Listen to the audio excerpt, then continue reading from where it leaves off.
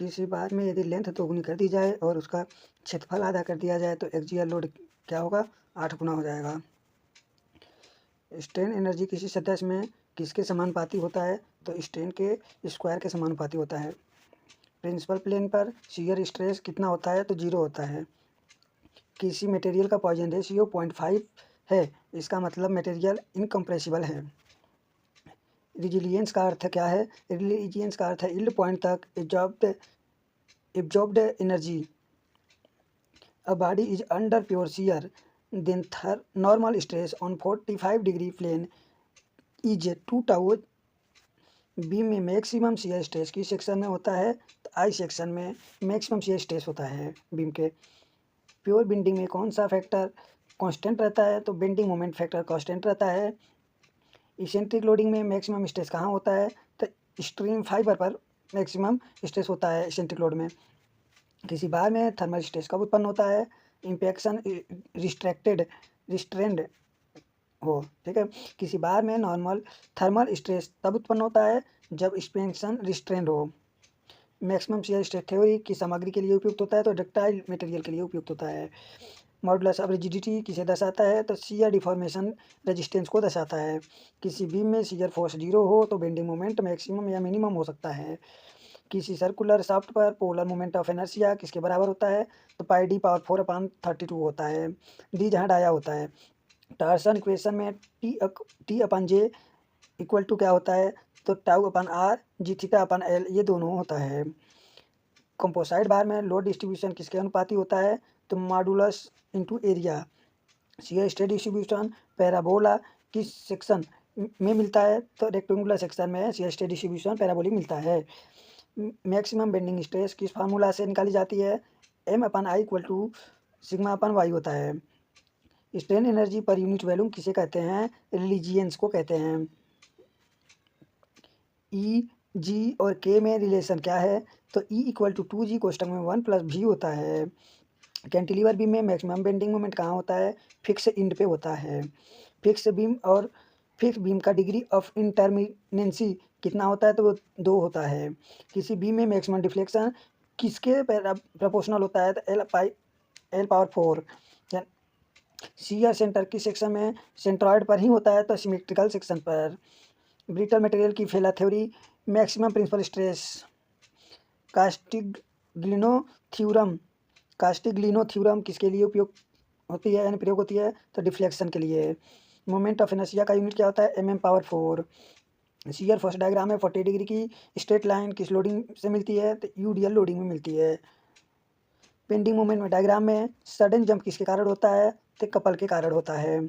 टार्सन में angle of twist किसके समानुपाती होती है? तो टार्क के समानुपाती होती है। कॉलम में बकलिंग लोड किस पर निर्भर करता है? ई इंटू आई पे निर्भर करता है। रैंकिंग फार्मूला किसके लिए होता है? शॉर्ट कॉलम, लॉन्ग कॉलम और सिलेंडर कॉलम इन सभी के लिए होता है। न्यूट्रल एक्सिस कहाँ होती है? जहाँ बेंडिंग स्ट्रेस 0 होती है। Thermal strain equal to alpha T होता है। कार्क मटेरियल का पॉइजन रेशियो लगभग 0 के बराबर होता है। इम्पैक्ट लोडिंग में स्ट्रेस डबल ऑफ स्टैटिक के होता है। डबल ऑफ स्टैटिक यानी इम्पैक्ट लोडिंग में stress hollow shaft solid shaft की तुलना में स्ट्रांग होता है। मोमेंट ऑफ टफनेस किससे डिफाइन है? अल्टीमेट लिमिट एनर्जी द्वारा। ULE यानी अल्टीमेट लिमिट एनर्जी द्वारा मॉडुलस ऑफ टफनेस डिफाइन है। Shear strain Y equal to tau upon G होता है। इलास्टिक लिमिट से आगे मटेरियल स्ट्रेन परमानेंट हो जाता है। इलास्टिक लिमिट से आगे बढ़ने पर कोई भी मटेरियल है वो परमानेंटली स्ट्रेन हो जाता है, विकृत हो जाता है। टॉर्सन रिजिडिटी GJ होता है। इसेंट्रिक लोड P का डायरेक्ट स्ट्रेस क्या है? डायरेक्ट इसेंट्रिक लोड का डायरेक्ट स्ट्रेस P/A होता है। थिन सिलेंडर में हुप स्ट्रेस PD/2T होता है। थिक सिलेंडर में कौन सा थ्योरी लागू होता है? लेम्स थ्योरी लागू होता है। शियर फोर्स किसका डेरिवेटिव है? लोड का डेरिवेटिव है। मोहर सर्कल में सेंटर कहाँ होता है? सिग्मा 1 + सिग्मा 2/2 होता है। यील्ड स्ट्रेस पर रीजन में पाया जाता है, तो यील्ड स्ट्रेस हमारा प्लास्टिक रीजन में पाया जाता है। कॉम्प्लीमेंट्री शियर स्ट्रेस समान होता है। वर्किंग स्ट्रेस मेथड किस प्रिंसिपल पर आधारित है? तो इलास्टिक बिहेवियर पर डिपेंड करता है। बेंडिंग इक्वेशन किस इजप्शन पर आधारित है? तो ये प्लेन सेक्शन रिमेन प्लेन पे भी आधारित है और लीनियर स्ट्रेन पे भी आधारित, दोनों पे आधारित है। लिमिट स्टेट मेथड में कंक्रीट का partial safety factor sigma C कितना होता है तो 1.12 होता है। लिमिट स्टेट मेथड में स्टील का पार्शियल सेफ्टी फैक्टर कितना होता है 1.15 होता है। अंडर रेनफोर्समेंट बीम में फेलर किस प्रकार का होता है तो डक्टाइल फेलर होता है। बैलेंस सेक्शन में स्टील और कंक्रीट दोनों एक साथ फेल करते हैं। स्टील पहले इल्ड करता है, कंक्रीट पहले क्रश होता है। IS 456 के अनुसार मैक्सिमम न्यूट्रल एक्सिस डेप्थ यानी एक्स यू मैक्स किस पर निर्भर करती है तो स्टील के ग्रेड पर डिपेंड करती है। FE 415 स्टील के लिए एक्स यू क्या है मैक्सिमम अपन डी कितना होता है तो ये 0.46 होता है। सिंगल रेनफोर्स बीम में लेवल आर्म जेड कितना होता है तो 0.9 डी होता है। डबली रेनफोर्स बीम का उपयोग कब किया जाता है जब मोमेंट डिमांड बहुत अधिक हो। Maximum area of tensile reinforcement code क्या है IS 456 के अनुसार 4% होता है 4%। मिनिमम टेंशन रेनफोर्समेंट FE 415 के लिए कितना होता है 0.12% होता है। कंक्रीट का डिजाइन कंप्रेसिव स्ट्रेंथ FCK किस एज पर लिया जाता है तो 28 दिन पर लिया जाता है। Design bond stress concrete grade पर निर्भर करता है क्योंकि कंक्रीट स्ट्रॉन्गर होने पर बॉन्ड मजबूत होती है। RCC बीम में साइड फेस रेनफोर्समेंट कब आवश्यक होता है जब डेप्थ हमारा 500 mm से अधिक होता है। Curtailment of bar allowed only when anchor length उपलब्ध हो, एनकोरेज लेंथ उपलब्ध हो। बॉन्ड फिलर मुख्य रूप से किस कारण होता है तो हमारा high slip between bar and concrete. Tension enforcement में डेवलपमेंट लेंथ किसका फंक्शन होता है तो FCK FY and sigma BD इन सभी पे फंक्शन पे डिपेंड करता है development length. Development length formula LD क्या होता है तो 5FY/4 टाउ BD होता है।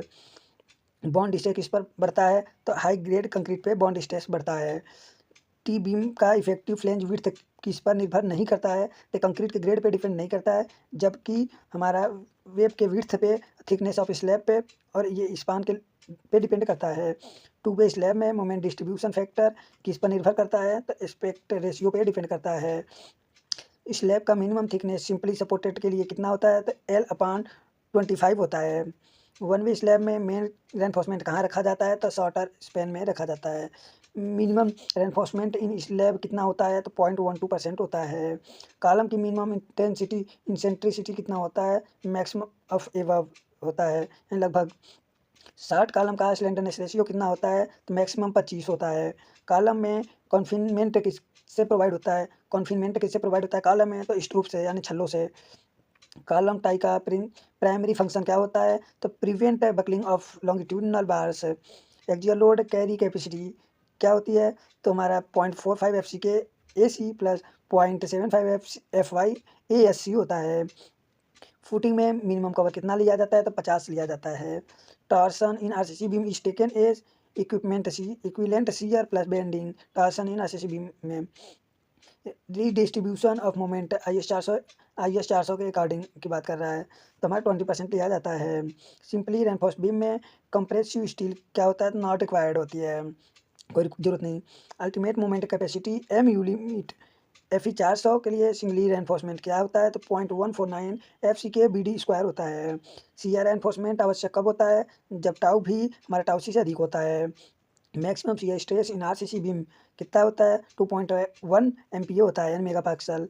स्ट्रूप से स्पेसिंग मैक्सिमम क्या रखा जाता है 0.75D लिया जाता है।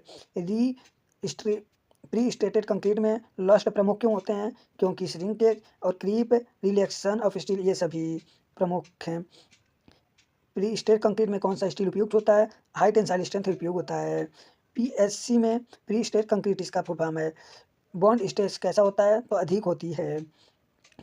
पोस्ट टेंशन ऑफ डक्ट का मुख्य उद्देश्य क्या होता है केबल प्रोटेक्शन होता है। श्रिंकेज स्ट्रेन किस पर निर्भर नहीं करता है तो स्टील के ग्रेड पर निर्भर नहीं करता है जबकि ह्यूमिडिटी पर निर्भर करता है। क्रीप का इफेक्ट बीम में क्या होता है तो डिफ्लेक्शन इंक्रीज होता है। लैप स्पेसिंग टेंसाइल जोन में नॉट अलाउडेड है ठीक है। लोड फैक्टर डेड लोड यानी डेड लोड के लिए लोड फैक्टर की बात करें कितना होता है तो 1.35 होता है। लोड फैक्टर लाइव लोड की बात कर रहा है तो 1.5 होता है। यहाँ बीम डेप्थ बढ़ाने से कौन सा परमानेंट अधिक होता है पैरामीटर अधिक होता है तो बीम का डेप्थ बढ़ाने से हमारा फ्लेक्सुरल स्ट्रेंथ पर पैरामीटर जो है वो अधिक हो जाता है। इफेक्टिव डेप्थ D किससे मेजर्ड होती है तो कंप्रेसिव फाइबर में टेंशन स्टील सेंट्रॉइड तक। क्रैक विड्थ कंट्रोल के लिए मुख्य पैरामीटर कौन सा है? तो हमारा बार का स्पेसिंग है।